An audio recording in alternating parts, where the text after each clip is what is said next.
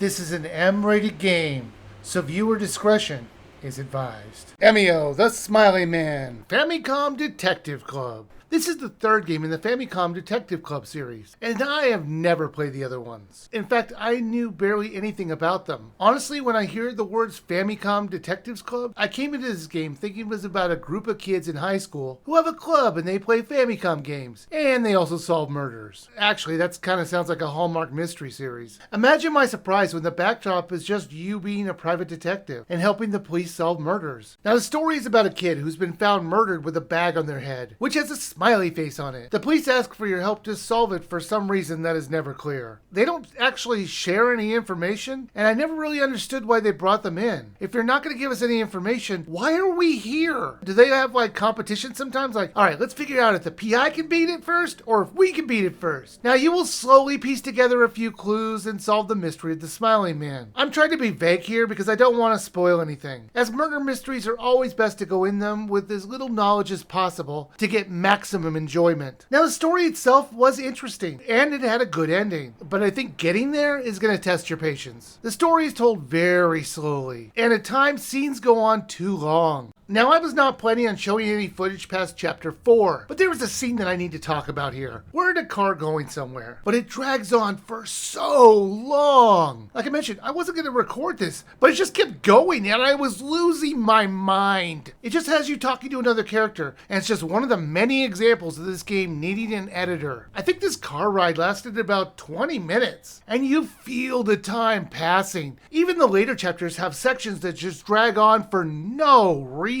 Now, for a very vague example, you talk to an old man for what has to be 15 minutes. And his dialogue was, huh? I remember what? I swear I must have hit the conversation buttons like 40 times. It was so frustrating. Now, I don't want to sound like I'm on this game. It mostly kept my attention, and this was just a couple examples of the game extending scenes much longer than they should have been. But it wasn't always this way. Occasionally it had really tightly made sections, which were very well done, but the dragged on sections happened way too many times to just ignore them. The way you control the conversations didn't do it any favors. It has one of the worst setups for advancing conversations. They give you a few options to choose, but the most used was talk, ask, look, or think, with talk and ask being the most that you're going to use, because they break down different conversational topics. The problem is they'll give you a few topics to choose from, and after a few paragraphs of them talking, you'll just go back to it. And the conversation is quite often not over, but it wants you to click on it again for no reason. Or it might have you pick another topic, or you might have to use the think option to make the topic work again. It felt completely random and very annoying, and it constantly slowed down the conversation. Sometimes you can figure out why they want to change topics, because they're talking about somebody else, but there really wasn't any reason they needed to do it this way. Worse yet, when you use the look option, sometimes you have to click on a certain part of the person to get the conversation to register it. Like, for example, if I click on a person, that should count as looking at them. I shouldn't have to click on their face. It was ridiculous. Occasionally during these chapters of the game, they'll have you review what you've learned. These sections were easy enough. Sometimes you just pick from your notes, or you might need to type out the fact they want you to say. These review sections happen a little too often for my taste. One review section has reviewing what we just heard 2 minutes ago. It felt like it was there just to see if we were paying attention. Now, I liked the animation. I think it looked better than most visual novels out there. There were animated actions in the background, and it was just an example of them going the extra mile in the presentation. The game was also fully voiced in Japanese, which is great for the people who know the language. I do wish they had done the same for the English release.